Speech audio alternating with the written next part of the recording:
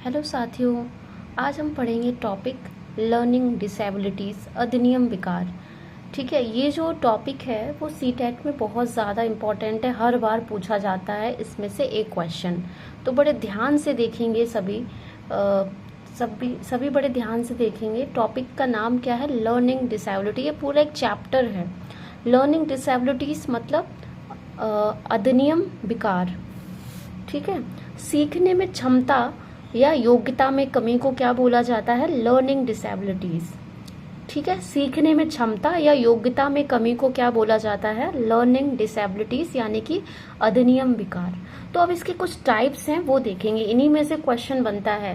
Question ऐसे पूछ लिया जाएगा कि डिलेक्सिया किस तरीके का विकार है? ठीक है, डिस्ग्राफिया, डिसकैल्कुलिया, डिस्मॉर्फिया। तो हमें इसके बारे में जानकारी होगी तभी हम क्वेश्चन को सही कर पाएंगे एग्जाम हॉल में। तो पहला देखते हैं, विकार का जो प्रकार है पहला वो क्या है? डिसलेक्सिया।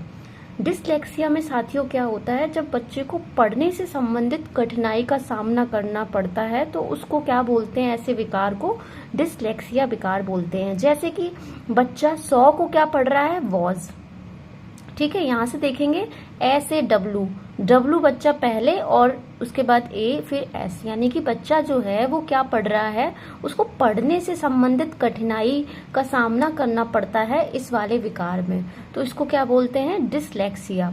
उसके बाद वाला जो विकार है वो क्या है? डिसग्राफिया। डिसग्राफिया में क्या होता है? बच्चे को लिखने से संबंधित कठिनाई होती है। जैसे कि अगर बच्चे को बोला जाए कि बच्चे को 100 लिखने को बोला जाए, ठीक है, तो वो वॉज लिखता है। ठीक है, मतलब डब्लू पहले ए फिर एस। तो लिखने से संबंधित जो विकार होता है उसको क्या बोलते हैं? डिसग्राफिया बोला जाता है। उसके बाद आते हैं डिसकैल्कुलिया। देखिए, ये जो डिसकैल्कुलिया जो टर्म है यहाँ से ही समझ में आ रहा है। कैलकुलिया मतलब क्या? कैलकुलेशन, यानी कि मैथमेटिक्स में क्या होते हैं? कैलकुलेटिव, जो कैलकुलेशन से रिलेटेड बच्चा कठिनाई जो है वो फेस करता है। तो ऐसे विकार को क्या बोला जाता है? डिसकैल्कुलिया बोला जाता है। ठीक है, ये बहुत इंपॉर्टेंट है, काफी बार ये पूछा गया है। ठीक है, काफी बार पूछा गया है। और इसमें एक पॉइंट और याद रखना, अगर ये पूछा जाए कि शारीरिक रूप से अगर बच्चा सक्षम नहीं है शारीरिक रूप से, तो भी ये वाला विकार होता है। क्योंकि अगर बच्चा शारीरिक रूप से अक्षम है तो उसमें क्या होगा? डिसकैल्कुलिया वाला हम टिक करेंगे। क्योंकि अगर वो शारीरिक रूप से अक्षम होगा तो वो लिख ही नहीं पाएगा। ठीक है, तो इसमें बड़ा मतभेद देखने को मिलता है। कुछ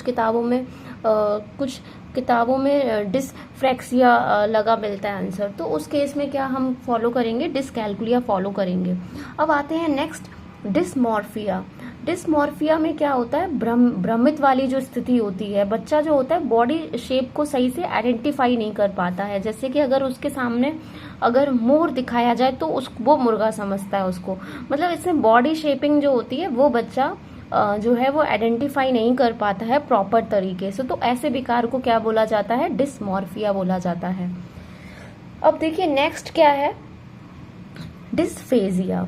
डिस्फेजिया में क्या होता है? बोलने से संबंधित जो विकार होता है। जैसे कि कोई बच्चा अपनी बात अपने घर पे सही से अभिव्यक्त नहीं कर पा रहा है क्योंकि उसको बोलने में समस्या आ रही है। तो भाषा को सही तरीके से जब बच्चा व्यक्त नहीं कर पाता है तो ऐसे विकार को क्या बोला जाता है? डिस्फेजिया बोला जाता है। अब देखिए नेक्स्ट जो है वो क्या है? डिस्प्रैक्सिया। डिस्प्रैक्सिया में क्या होता है? मतलब यही इसी टर्म से आप समझ सकते हैं। मतलब पैरों का सही से मूवमेंट ना कर पाना, या किससे रिलेटेड होगा? शारीरिक से रिलेटेड होगा, मतलब कौशल से संबंधित जो विकार होगा। अगर बच्चा खेल रहा है तो उसको क्या क्या स्टेप्स लेने हैं अपने बॉडी मूवमेंट में, तो वो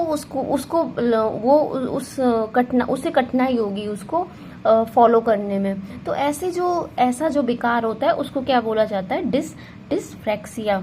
ठीक है, अब देखिए नेक्स्ट क्या है? डिस्थीमिया। डिस्थीमिया मतलब तनाव से संबंधित विकार। ये देखिए बड़े बच्चों में भी देखने को मिलता है तनाव से संबंधित विकार। ठीक है, तो ये कुछ इम्पोर्टेंट क्या थी? डिसेबिलिटीज थी जो काफी एग्जाम पॉइंट ऑफ व्यू से इम्पोर्टेंट है। ठीक है, अब देखिए एक क्वेश्चन और आ जाता है, ऐसे काफी बार आया है। लर्निंग डिसेबिलिटी जो है वो क्या है? क्वेश्चन ऐसे बन के आता है कि लर्निंग डिसेबिलिटी क्या है, तो ये एक स्टेट वेरिएबल है। मतलब क्या हुआ, ये जो डिसेबिलिटी है इसको हम ख़त्म भी कर सकते हैं। कैसे कर सकते हैं? ट्रेनिंग देके। अगर जैसे कि कोई बच्चे को फेस हो रही है डिलेक्सिया, मतलब पढ़ने से संबंधित कठिनाई आ रही है, तो उसको सही भी किया जा सकता है। कैसे? अगर हम बच्चे को ट्रेनिंग दे दें तो ये जो जितने विकार हैं ये सब सही भी किए जा सकते हैं। तो यही चीज़ जो है वो क्या है, स्टेट वेरिएबल है।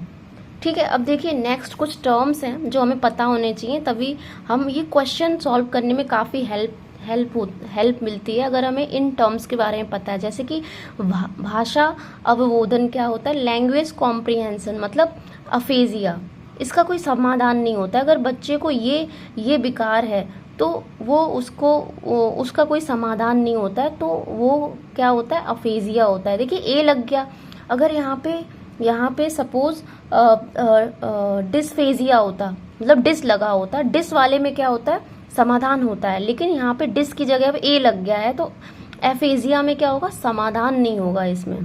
मतलब इसको हम ट्रेनिंग देके भी सही नहीं कर सकते हैं। ठीक है, ये परमानेंट डिसऑर्डर हो जाएगा। ठीक है, अब एक टर्म आता है इसमें, ऑटिज्म क्या होता है। ऑटिज्म में क्या होता है, बच्चा जो होता है वो खुद में रहता है, उसको सोशली इंटरेक्शन बिल्कुल पसंद नहीं होता, सोशली वो इंटरेक्ट नहीं करता है, खुद में रहता है, खुद में उसको रहना पसंद होता है। उसके बाद एक टर्म है पोस्ट ट्रॉमेटिक स्ट्रेस, मतलब बुरी घटना को भूल ना पाना।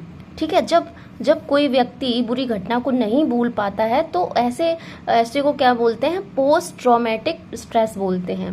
एक देखिए इसकी फुल फॉर्म बहुत पूछी जाती है पेपर में, सीटेट के पेपर में। ADHD क्या होता है? ADHD का मतलब होता है attention deficit hyper activity disorder. मतलब देखिए टर्म से ही समझ में आ रहा है कि हाइपर एक्टिविटी मतलब कोई बच्चा जितना एक्टिविटी में उसको इन्वॉल्व होना चाहिए उससे ज़्यादा जब इन्वॉल्व हो जाता है। जैसे कि किसी बच्चे को हमने एक स्थान पर बोला यहाँ बेटा बैठ जाओ, तो वो वहाँ नहीं बैठेगा, वो कुछ ही सेकंड्स में, कुछ ही मिनट्स में काफ़ी बार अपने प्लेसेस को चेंज करेगा। जैसे कि अगर वो टीवी देख रहा है तो उसके हाथ में अगर हमने रिमोट पकड़ा दिया तो वो काफ़ी बार चैनल मतलब क्या करेगा, चेंज करेगा। तो ये जो ऐसा डिसऑर्डर होता है उसको हम क्या बोलते हैं, हाइपर एक्टिव, यानी कि ADHD बोला जाता है। थैंक यू साथियों।